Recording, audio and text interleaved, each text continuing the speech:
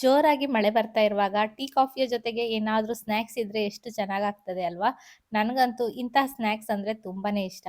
ನಿಮ್ಗೂ ಇಷ್ಟನಾ? ಹಾಗಾದ್ರೆ ನೋಡ್ಕೊಂಡು ನೀವು ಮನೆಯಲ್ಲಿ ಟ್ರೈ ಮಾಡಿ.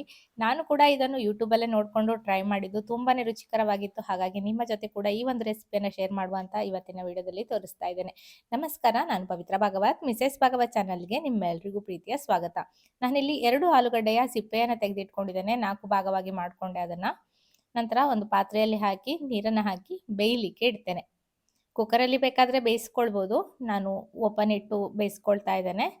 ಎಷ್ಟು ಹದವಾಗಿ ಬೇಯ್ತದೆ ಅಂತ ನೋಡಿಕೊಂಡು ಮಾಡಿಕೊಂಡ್ರೆ ಆಯಿತು ಅಂತ ಈ ರೀತಿ ಇಟ್ಕೊಂಡು ಬೇಯಿಸ್ಕೊಳ್ತಾ ಇದ್ದೇನೆ. ಕುಕ್ಕರಲ್ಲಾದರೆ ಒಂದು 2 ವಿಸಿಲ್ ಅಥವಾ 3 ವಿಸಿಲ್ ಮಾಡಿಕೊಂಡ್ರೆ ಸರಿ ಆಗ್ತದೆ.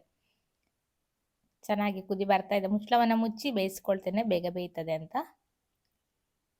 ಈ ರೀತಿ ಚಮಚವನ್ನು ಚುಚ್ಚಿದಾಗ ಅದು ಒಳಗಡೆ ತನಕ ಹೋಗ್ತಾ ಇದೆ ಅಂದರೆ ಅದು ಬೆಂದಿದೆ ಅಂತ ಅರ್ಥ. ಚೆನ್ನಾಗಿ ಬೆಂದಿದೆ ಇದೆಲ್ಲದೂ ಕೂಡ. ಉರಿಯನ್ನು ಆಫ್ ಮಾಡ್ತೇನೆ. ಒಂದು ಬೌಲಿಗೆ ತಗೊಳ್ತೇನೆ ಇದನ್ನ.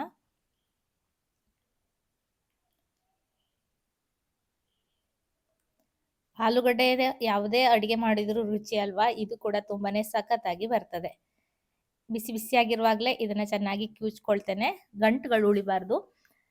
ಸ್ವಲ್ಪ ಹೊತ್ತು ತಣ್ಣಗಾಗಿದ್ರೆ ನೀವು ಅದನ್ನ ತುರ್ಕೊಂಡ್ರು ಕೂಡ ಆಗ್ತದೆ. ತುರಿದಾಗ ಅದರಲ್ಲಿ ಸ್ವಲ್ಪನೂ ಗಂಟು ಉಳಿಯೋದಿಲ್ಲ. ಅಥವಾ ಬಿಸಿ ಬಿಸಿ ಆಗಿರುವಾಗಲೇ ಈ ರೀತಿ ಕಿವುಚ್ಕೊಳ್ಬೇಕಾಗ್ತದೆ. ಎಲ್ಲ ಪುಡಿ ಮಾಡಿದ್ದಾಗಿದೆ.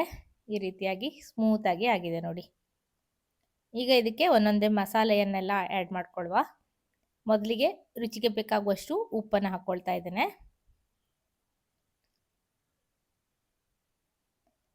ನಂತರ ಇದಕ್ಕೆ ಕಾರ್ನ್ಫ್ಲೋರನ್ನು ಹಾಕ್ಕೊಳ್ತಾ ಇದ್ದೇನೆ. ನಾನಿಲ್ಲಿ 4 ಟೇಬಲ್ ಚಮಚ ಆಗುವಷ್ಟು ಕಾರ್ನ್ಫ್ಲೋರನ್ನು ಹಾಕ್ತಾ ಇದ್ದೇನೆ. ನೋಡ್ಕೊಂಡು ಬೇಕಾದರೆ ಹಾಕ್ಕೊಳ್ಬೋದು ನೀವು. ತುಂಬ ಗಟ್ಟಿಯಾಗುವಷ್ಟು ಕಾರ್ನ್ಫ್ಲೋರನ್ನು ಬಳಸೋದು ಬೇಡ. ಅದನ್ನು ನಂತರ ಉಂಡೆ ಕಟ್ಟಬೇಕಲ್ಲ, ಹಾಗಾಗಿ ತುಂಬ ಗಟ್ಟಿ ಆದ್ರೂ ಕೂಡ ಉಂಡೆ ಕಟ್ಟಲಿಕ್ಕೆ ಕಷ್ಟ. ಹಾಗೆ ಇದಕ್ಕೆ ಮತ್ತೆ ನಾವು ನೀರನ್ನೆಲ್ಲ ಸೇರಿಸೋದಿಲ್ಲ. ಈ ಆಲೂಗಡ್ಡೆಯಲ್ಲಿ ಇರುವಂತಹ ನೀರಿನ ಅಂಶದಲ್ಲಿಗೆ ಈ ಒಂದು ಹಿಟ್ಟನ್ನು ನಾವು ಕಲಿಸ್ಕೊಳ್ಬೇಕಾಗ್ತದೆ. ನಂತರ ಖಾರಕ್ಕೆ 1 ಟೀ ಚಮಚ ಆಗುವಷ್ಟು ಖಾರದ ಪುಡಿಯನ್ನು ಹಾಕ್ಕೊಂಡಿದ್ದೇನೆ. ನಂತರ 3 ಎಸಳು ಬೆಳ್ಳುಳ್ಳಿಯನ್ನು ತುರ್ಕೊಳ್ತಾ ಇದ್ದೇನೆ. ನೀವು ತುರಿಯೋದು ಕಷ್ಟ ಅಂತಿದ್ರೆ ಚಿಕ್ಕದಾಗಿ ಅದನ್ನು ಕಟ್ ಮಾಡಿಕೊಂಡು ಚೆನ್ನಾಗಿ ಜಜ್ಜಿ ಕೂಡ ಹಾಕ್ಕೊಳ್ಬೋದು. ನಾನು ಇದನ್ನು ಸಣ್ಣ ತುರಿಯ ತುರುಮಣೆಯಲ್ಲಿ ತುರ್ಕೊಂಡೆ. ಆಗ ಚೆನ್ನಾಗಿ ಪರಿಮಳ ಬಿಡ್ತದೆ ಇದು ಈ ಥರ ತುರಿದು ಹಾಕೋದ್ರಿಂದ. ಇದನ್ನು ಕೈಯಲ್ಲಿಯೇ ಕಲಿಸ್ಕೊಳ್ತೇನೆ. ಮತ್ತು ಸ್ಪೂನಲ್ಲೆಲ್ಲ ಕಲಿಸಿದ್ರೆ ಆದರೆ ಎಲ್ಲ ಕಡೆ ಮಿಕ್ಸ್ ಆಗೋದಿಲ್ಲ. ಹಾಗಾಗಿ ಇದನ್ನು ಕೈಯಲ್ಲೇ ಕಲಿಸ್ಕೊಳ್ತಾ ಇದ್ದೇನೆ.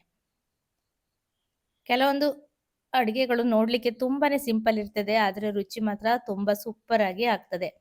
ಫ್ರೆಂಚ್ ಫ್ರೈಸ್ ಎಲ್ಲ ಮಾಡುವ ಬದಲು ಈ ರೀತಿ ಆಲೂಗಡ್ಡೆಯನ್ನು ಬಳಸ್ಕೊಂಡು ಬಾಲ್ಸನ್ನು ಮಾಡ್ಕೊಳ್ಳಿ. ಫ್ರೆಂಚ್ ಫ್ರೈಸ್ ರುಚಿಯನ್ನೇ ಕೊಡ್ತದೆ ಇದು. ಹಾಗೆ ಇದಕ್ಕೆ ಒಂದು 2 ಟೇಬಲ್ ಚಮಚ ಆಗುವಷ್ಟು ತೆಂಗಿನ ಎಣ್ಣೆಯನ್ನು ನಾನು ಬಳಸಿದ್ದೇನೆ. ಯಾವುದೇ ಅಡುಗೆ ಎಣ್ಣೆಯನ್ನು ನೀವು ಇಲ್ಲಿ ಹಾಕ್ಕೊಳ್ಬೋದು. ಎಲ್ಲ ಮಿಕ್ಸ್ ಮಾಡಿಕೊಂಡು ಚಿಕ್ಕ ಚಿಕ್ಕ ಉಂಡೆಯನ್ನು ಮಾಡಿ ಅದನ್ನು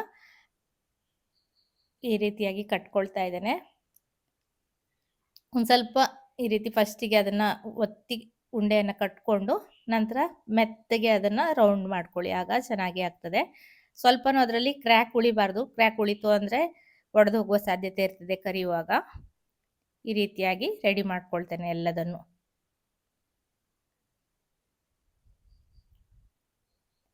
ತುಂಬ ಇಷ್ಟ ಆಗ್ತದೆ ಮಕ್ಕಳಿಗೆ ಇಂತಹ ಸ್ನ್ಯಾಕ್ಸನ್ನೆಲ್ಲ ಮಾಡಿಕೊಟ್ರೆ. ಎಲ್ಲದನ್ನು ಉಂಡೆ ಕಟ್ಟಿ ಇಟ್ಕೊಂಡಿದ್ದೇನೆ. ಎಣ್ಣೆಯನ್ನು ಈಗಾಗಲೇ ಕಾಯಲಿಕ್ಕೆ ಇಟ್ಟಿದ್ದೇನೆ. ಎಣ್ಣೆ ಕಾದ ನಂತರ ಇದನ್ನು ಹಾಕಿ ಕರ್ಕೊಳ್ತಾ ಇದ್ದೇನೆ. ಹದವಾದ ಎಣ್ಣೆ ಬಿಸಿಯಾಗಿದ್ದರೆ ಸಾಕು. ತುಂಬ ಹೀಟಾಗಿದ್ದರೆ ಚೆನ್ನಾಗಾಗೋದಿಲ್ಲ. ಮಧ್ಯಮ ಉರಿಯಲ್ಲೇ ಕರ್ಕೊಳ್ಳಿ. ತುಂಬ ಸಣ್ಣ ಉರಿನೂ ಬೇಡ, ಹಾಗೆ ತುಂಬ ದೊಡ್ಡ ಉರಿಯೂ ಬೇಡ. ಸ್ವಲ್ಪ ಎಣ್ಣೆಯಲ್ಲಿಯೇ ನಾನು ಇದನ್ನು ಕರ್ಕೊಳ್ತಾ ಇದ್ದೇನೆ. ನೋಡಿ ಎಷ್ಟು ಚೆನ್ನಾಗಿ ಒಂದು ಕಡೆ ಕರ್ದಿದ್ದಾಗಿದೆ. ತಿರುವಿ ಹಾಕ್ಕೊಂಡಿದ್ದೇನೆ. ಸ್ಮೂತಾಗಿಯೇ ಇರ್ತದೆ. ಹಾಗಾಗಿ ಹಾಕಿದ ತಕ್ಷಣ ಅದನ್ನು ಆ ಕಡೆ ಈ ಕಡೆ ಮಾಡಲಿಕ್ಕೆ ಹೋಗ್ಬಿಡಿ. ಸ್ವಲ್ಪ ಹೊತ್ತು ಒಂದು ಕಡೆ ಕರೆದಾದ ನಂತರ ತಿರುವಿ ಹಾಕಿ ಇನ್ನೊಂದು ಕಡೆಗೂ ಚೆನ್ನಾಗಿ ಹೊಂಬಣ್ಣ ಬರುವ ತನಕ ಕರ್ಕೊಳ್ಳಿ. ಎಷ್ಟು ಚಂದ ಕಾಣಿಸ್ತಾ ಇದೆ.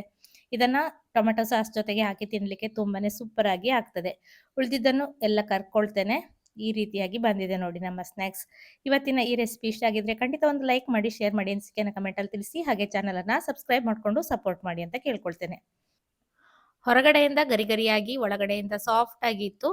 ಟೊಮೆಟೊ ಕೆಚಪ್ ಜೊತೆಗೆ ಈ ಒಂದು ರೆಸಿಪಿ ತುಂಬಾನೇ ಸೂಪರ್ ಆಗಿ ಆಗ್ತದೆ.